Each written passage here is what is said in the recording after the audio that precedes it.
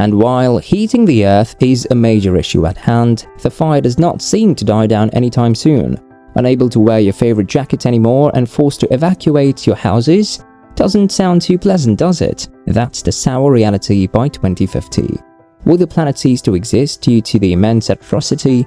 Would climate change into something that would rid the planet of the species of humanity? The World in 2050, a book written by renowned journalist Hamish McRae, foresaw how the world would look like in that year.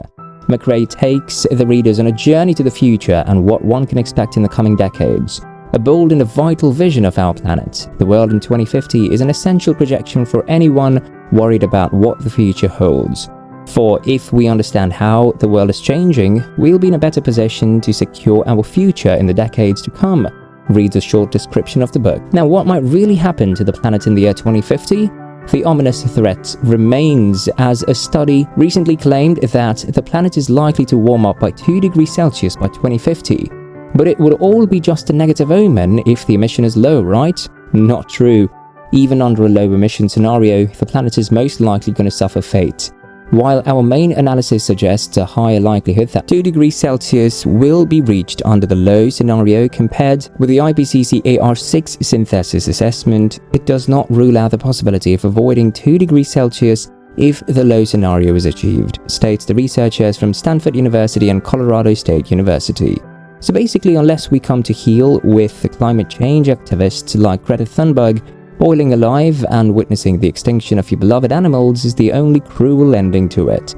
Now, by 2050, what are the impending dooms? The inevitable destruction may affect human health, economic growth, crop yields, and coastal and small island communities, as well as terrestrial and marine ecosystems, as well as the frequency, intensity, and the cost of extreme climate events. Now, that's not a five-finger exercise, but rather a vigorous workout session for the entirety of the population. For example, limiting warming to 1.5 degrees Celsius would reduce the number of people frequently exposed to extreme heat waves by about 420 million. Now, how did they learn about the forthcoming downfall?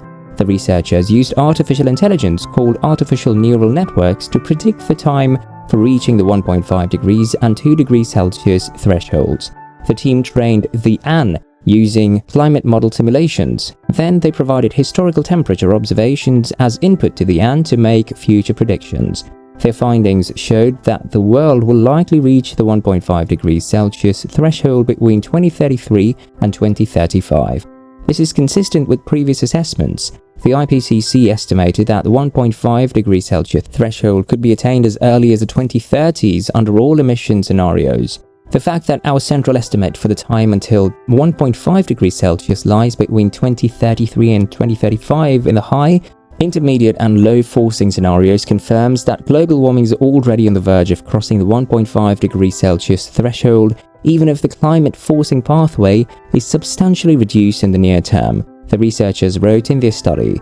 It's quite clear that by 2022 to 2026, the climate would rise by 1.5 degrees Celsius, and by further research, the world could touch 2 degrees Celsius by 2050 under the high emission scenario, while under an intermediate emission scenario, it would rise by 2049 and 2054 in a low emission scenario.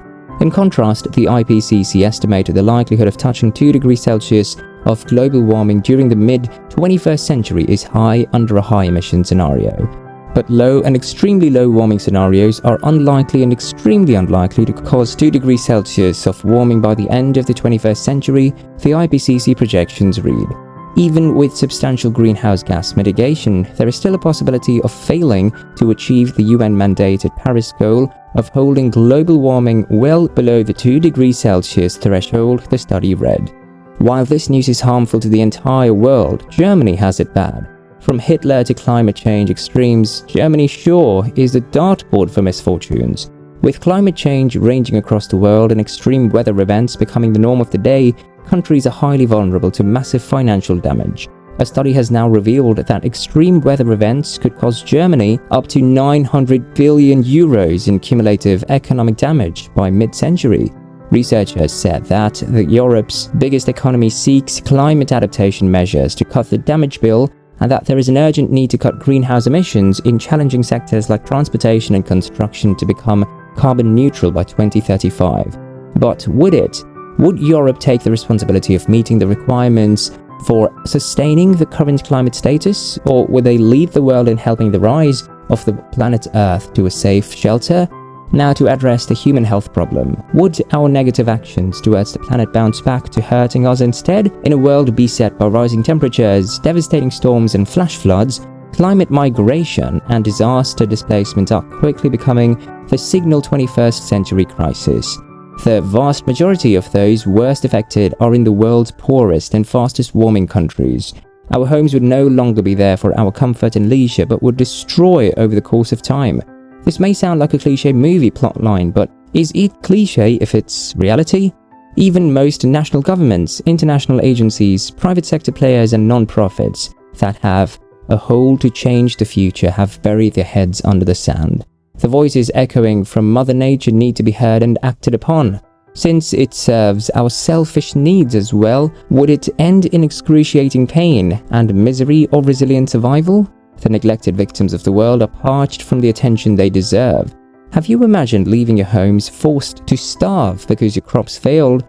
On the streets with no shelter while the rich folks thrive on luxury, a lack of clean drinking water is a constant trouble that you will eventually get used to because that's the only source of liquid. No?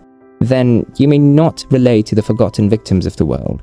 According to UNHCR, the UN's refugee agency, an annual average of 21.5 million people have been forcibly displaced by weather-related events, such as floods, storms, wildfires, and extreme temperatures since 2008. These numbers are expected to surge in the coming decades. The IEP predicts that 1.2 billion people could be displaced globally by 2050 due to climate change and natural disasters. Now let's talk about the climate refugees. The term climate refugees have been used since 1985 when UN Environment Programme expert Issam El Hinawi defined climate refugees. They were also known as climate or environmental migrants, as people who have been forced to leave the traditional habitat temporarily or permanently because of marked environmental disruption. But the extent of the definition still causes some confusion. Anyone who's been impacted by a disruption in their society that could somehow directly or indirectly be related to short or long-term change in the environment, stated Amar Rahman, Global Head of Climate Change Resilience Services at Zurich Insurance Group. Rahman explains the situation is made worse as climate risks are interconnected and can cause a domino effect. When temperatures rise in a country, for instance, it can reduce water availability and water quality. This may increase the spread of disease and raise the likelihood of drought, leading to crop failures that will reduce incomes and food supplies. But there are certain ways we could help the helpless casualties. One way to tackle climate migration is by creating economic opportunities in societies threatened by environmental change. Like floods could salinate farmlands, thus making it hard for farmers to grow their normal crops. However, farmers have been able to adapt to new conditions with support from the Dutch research project Salt Solution and local NGOs who are teaching them to grow salt-tolerant crops, including potatoes, carrots, cabbages, and coriander. So far, 10,000 farmers have received training, resulting in 2 to 3 extra harvests per year. But this is not an easy task, as it requires investment. But another issue is protected status. Most experts argue climate change refugees need access to the same protected status offered to other refugees, such as those who have escaped conflict. Do they deserve the same recognition? Will the government learn once they suffer the same fate when the climate deteriorates? The downfall of climate change is bound to happen over time. No inventions or machines could delay the process or the ruination of humanity's activities. Do you think that 2050 will be a significant scar in the Earth's health? And are we the victims or perpetrators of the same? Well, if you found this video informative, you will love our next video about the consequences of climate change. Click on the screen to watch that one. Comment your thoughts down below and don't forget to like and subscribe for more such videos.